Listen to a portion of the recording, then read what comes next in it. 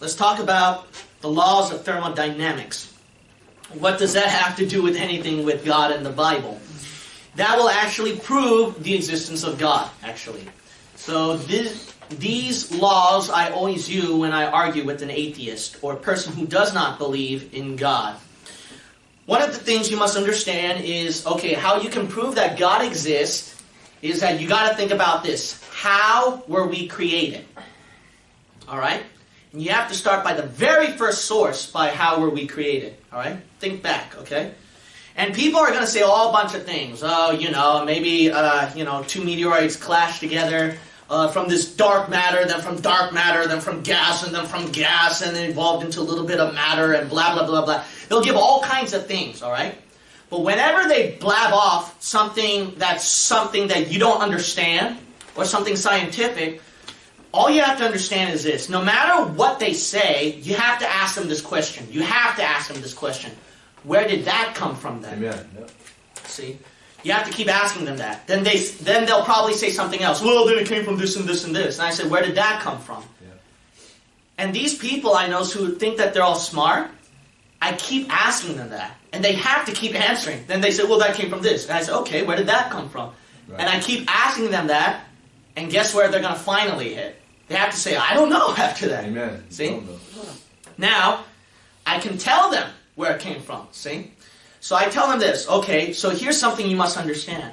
No matter how far back we go, there are only 4 places that you're going to have to hit. Only 4 areas, all right? On how we were created. Only 4 things, okay? One is that you got to realize that it just came out of nothing. See? So when you keep saying, where did that come from? Where did that come from? Where did that come from? Some people might have to say, well, I don't know, it just happened, just like that. Just started, that's it. So then basically, just from nothing, right there. See that? A lot of evolutionists teach that we came from dark matter, they'll say, which they claim is nothing. And I know that some atheists who don't know science, they think, well, we came out of nothing, dark matter. But they don't understand this. No, that's not nothing. When I say nothing, that means purely nothing. Dark matter. See, it still has substance. That's right. That's not purely nothing. See? Because the first law of thermodynamics, it states this. In plain, easy English, matter and energy cannot be created or destroyed. So in other words, matter and energy, every little substance, just can't just poof like that. And it can't be destroyed, poof, purely nothing. It can't. See? That's Albert Einstein said this. One of the smartest men, praised to be as the smartest man with the highest IQ. He says the 2 most irrefutable laws of science ever, one of the 2 most is the laws of thermodynamics, which is the first law of thermodynamics, which I told you. Matter and energy cannot be created or destroyed. And the second law of thermodynamics, he says. Those are 2 irrefutable laws. Einstein said you cannot revoke those 2. It's impossible. Now, so we do know then that's impossible. We came out of nothing. Remember, there are only 4 options. Okay, only 4. Then the second option, okay? Then it was always been here. It's always been here. So in other words, it had no beginning or end. That's impossible too. They're saying that it's always been there. Always been there. It's always been there. That's it. It's like eternal, That's it. But that contradicts the second law of thermodynamics. Right. You know why? Because the second law of thermodynamics, let me give in easy English, is that matter and energy decay. They break apart. They break apart. That's what they call the law of entropy in science. In other words, the law of entropy, let me give an easy example. That way you can understand what it means by breaking apart. Okay? In science fiction novels, that's what we studied a lot too about entropy. In other words, the easiest English is that things don't get better and better. See? Matter and energy don't just improve and become better and better. It actually breaks apart. It falls apart. So for example, there's a car. Okay, you look at a car. Is that car going to be in that new shape, in that kind of function after 1,000 years? No, impossible. It's going to wear out. It's going to break apart. See that? It don't improve. See? So here's something that I don't understand about evolution. Evolution insists that everything about matter, energy, and substance, that evolved and improved together. So then they came together, this little guy came with this little guy, okay? I'm not going to give scientific terms, I'm just going to speak in easy English. So this little guy came with this little guy, they came together, they formed a substance, and this substance came with this little guy, and they formed bigger, bigger, bigger. That's totally contradictory to second law of thermodynamics anyway. So to disprove evolution, you just need one law. That's it. Second law of thermodynamics. You don't have to debate about all this kind of stuff. But aside from that, that's just a side note. That was a bonus, okay? So aside from that, the point is this, is that when you have a substance, it can't be like that forever, all right? It has to break apart. If you insist that, oh no, the universe has always been there, oh no, it's just always been there, and then this substance, which has always been there, then it created into this substance, and then that substance, that original, first guy, that substance, it's impossible to always have been there for eternity. Should have decayed, broken apart a long time ago. See? Right. So that's second law of thermodynamics, all right? The third option is, this is all an illusion. Obviously, no one accepts that, okay? Unless you're really dumb, okay? Not a rational, logical scientist would believe that, okay? You know why? Because I feel pain. I'm breathing. I'm living, okay? If this is an illusion, okay, then let's call it an illusion. I still feel pain anyways, all right? I'm still here anyways, all right? Some illusion, all right? So the illusion, no one would go for that, all right? There's only one other option. There's only one. There are only four things. The only other option then is this. Something supernatural put it into place. Something supernatural must have put everything together. That's it. There's no other way around those four. You can't. Well, why can't we just say the universe was there, it just started, and then from there, then it began? First, law of thermodynamics. You can't just say it's just been there, just out of nothing. See? You can't do that. Can't do that. Well, why can't we say that, that it came from dark matter, and then from dark matter it turned to gas, and then from gas and some electricity shot out of nowhere, and then to a matter, and then into some form of planet, blah, blah, blah, blah. You can't say that, because if you insist that dark matter has always been there, second law of thermodynamics.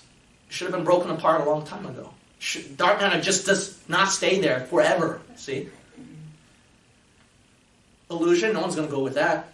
You got no choice. Something outside of the physical universe. See? Outside of that. Something supernatural. You can't just say some substance or some scientific thing. You have to say something supernatural had to put this into place. You have to. You know why a lot of scientists and atheists don't want to go along with that?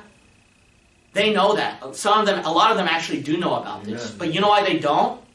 Because it's very simple. They want to believe what they want to believe. It's not science. That's why. Because something's supernatural. They can't go along with that. But then they are forced then to say, okay, then what else created this universe? You know what they all say? We don't have an answer. That's what they have to say. They'll say, we don't have an answer.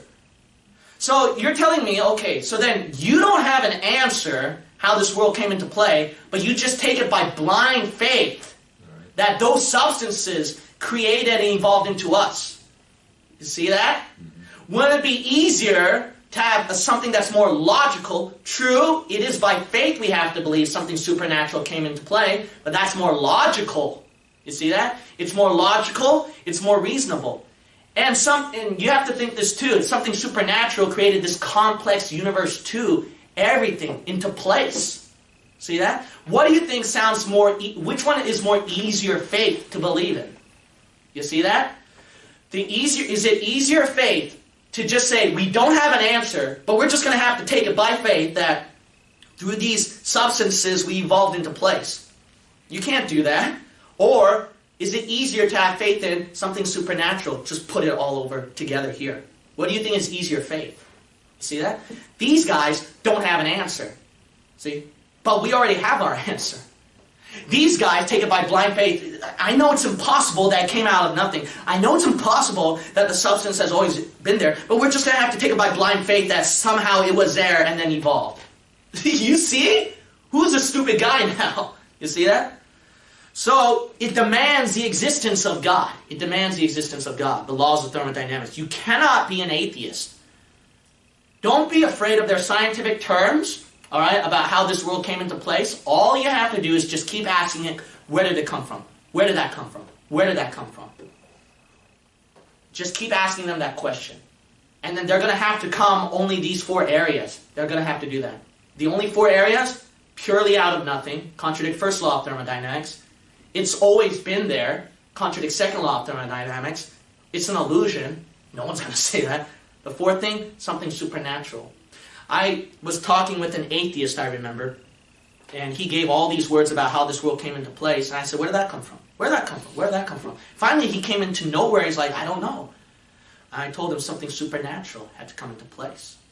That's the only thing you can come into, see? So the thing is this argument is not proving the Christian God. Some atheists will try to argue about, well, how do you know it's a Christian God? How do you know it's not multiple gods and all that? That's not the point of this video. The point of this video is this, is that something supernatural had to create this place. And if it's something supernatural, what's wrong with calling that supernatural thing God? It's just a name we give it. God, something supernatural. See? That's it. Yeah. You can't answer after that. That's it. Now, the atheist, when I was talking with him, then he had to go without a scientific realm. Then he actually ended up saying, well, then the universe itself somehow supernaturally created us. And then I caught him. I said, see, you admitted something supernatural came into place. Why not just call it God then? See?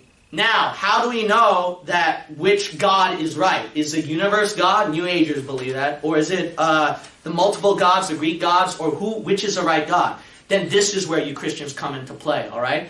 Well, it's the Christian God. How do we know? It's very easy. Because all those other gods, you have no proof of that. We got proof. That's right. This is where it comes in. So the most rational God to believe in is a Christian God. That's where you come down to. Mm-hmm. So that atheist, when he says the universe supernaturally created us, what I would have done after that was tell him, okay, then the universe is God then, all right? Now, how do we know which God is correct after that? You can't say the universe is God. Do you have proof of that? Well, how do you know that it's your Christian God that created this universe? Oh, because I have proof. Yeah. See that? And this proof, as you all know, is backed up by thousands of manuscripts throughout history. And it had prophecies that beat mathematical odds. It also has scientific statements written thousands of years ago before scientists ever caught up with that. Yeah. See? So, the thing is this. Well, what if they argue this and punch holes in the Bible? It don't change the fact that the point is this, the most rational, the most reasonable, and the strongest evidence for creating this universe is the Christian God. It still leans toward that. Amen. That's it. See? Even if they punch holes.